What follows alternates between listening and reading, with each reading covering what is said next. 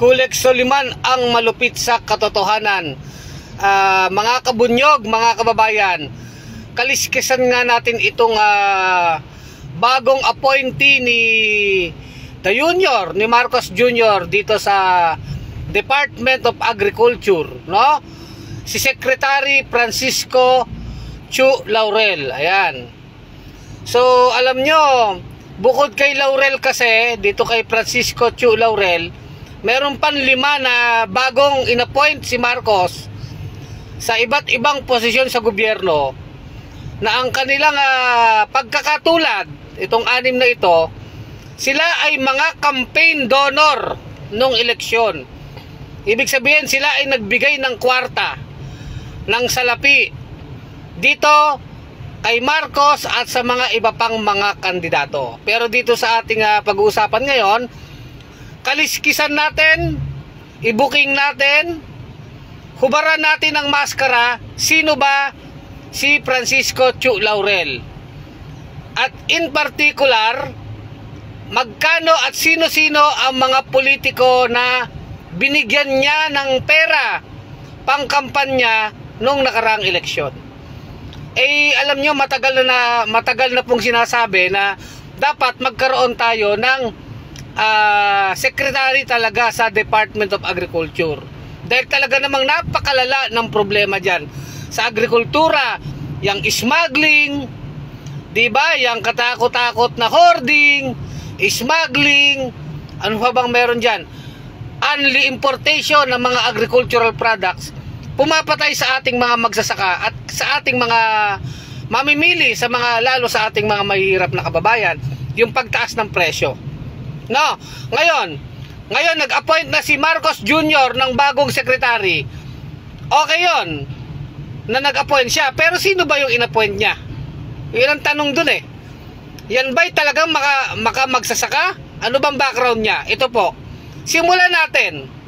Yan po ay tingin natin in-appoint hindi dahil sa sa makakatulong sa mga magsasaka. Kundi magdiretsahan na tayo. Alam niyo naman tayo sa bunyog, hindi tayo nagtatanga-tangahan.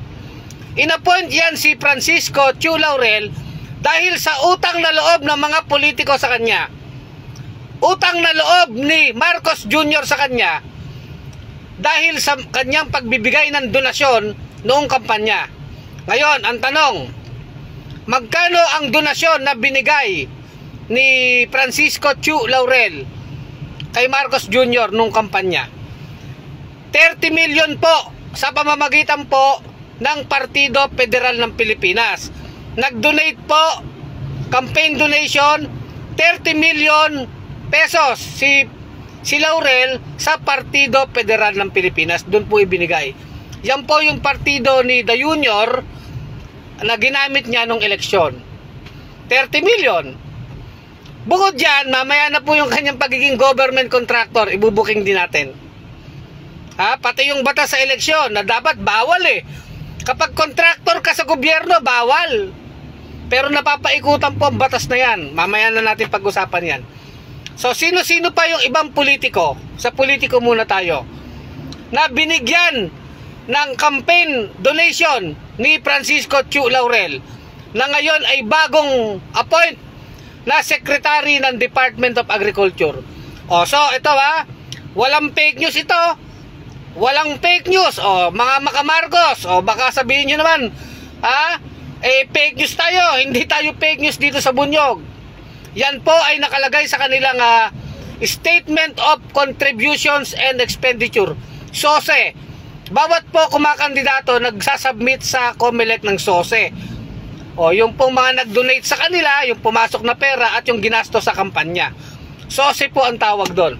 So galing po yan sa SOSE. So 30 million ang binigay ni Laurel kay Marcos Jr. Sino ba?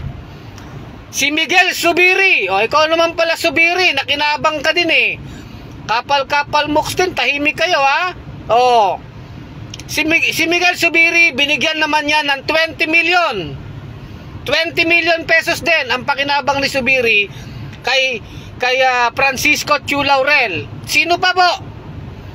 So, The Junior, Zubiri, ito pong si Robin Padilla. Isa ka pa, Robin Padilla, nakinabang ka rin pala. Si Francisco Chu Laurel po ang nagbayad ng mahigit 8 milyon na airtime ng mga campaign commercial ni Robin Hood Padilla sa GMA7. O binabayaran yung mga TV TV infomercial o TV campaign ads. O mahigit 8 milyon po, mahigit 8 milyon galing po yon kay Francisco Chu Laurel. Kampanya ni Robin Hood Padilla na ngayon ay nga, di ba? So, si Da Junior, Marcos Jr., 30 million, Juan Miguel Zubiri, 20 million, at itong si Robin Hood Padilla, na walang silbi, 8 million mahigit na airtime, campaign ads sa GMA7. Hindi po yan fake news. Ngayon, inappoint ito na DA Secretary. Dahil ba yan sa siya'y makamagsasaka o dahil sa utang na loob ng mga politiko? O wag na tayo nagtatanga-tangahan. Ang sagot ay utang na loob sa mga politiko. Bukod dyan, ito pa po, pangalawang bomba natin dito kay Laurel at kay Da Junior. Napakakapal ng mukha eh.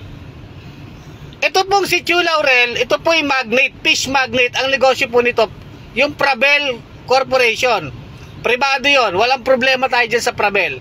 Pero meron pa yan mga korporasyon na may kontrata sa gobyerno. May kontrata sa gobyerno, kontratista po sa gobyerno si Chu Laurel. Ano po yung mga niya? Yung kanyang mga kontrata sa gobyerno. Ito po, meron po siyang kontrata sa Department of Energy. Yung Mark Harm Resources. Mga po yan, electric power generation po na mga kontrata. No? O, mga hydroelectric. Siya po ang presidente ng Mark Harm Resources. Meron po siyang kontrata sa Zambales. O, ano yon?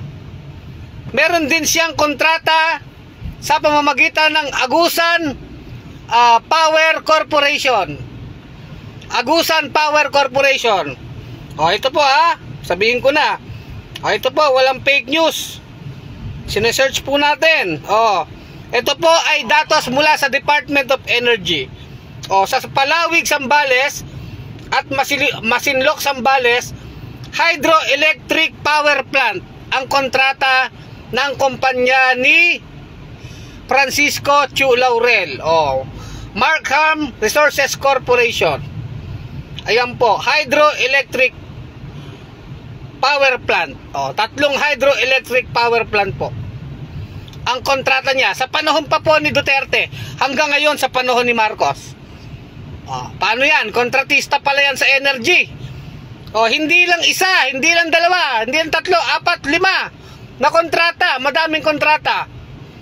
At yung isa pa niyang kontrata, yung Agusan Power Corporation. Bukod dyan, meron din yung kontrata sa mining. Meron din po yung kontrata sa mining. Yung pong Prabel Shipyard Corporation, a subsidiary, won 6 different contracts from the Mines and Geosciences Bureau between January 2021 and March 2023. O, yan po. Galing po sa PhilJeps. Website po yan ng gobyerno.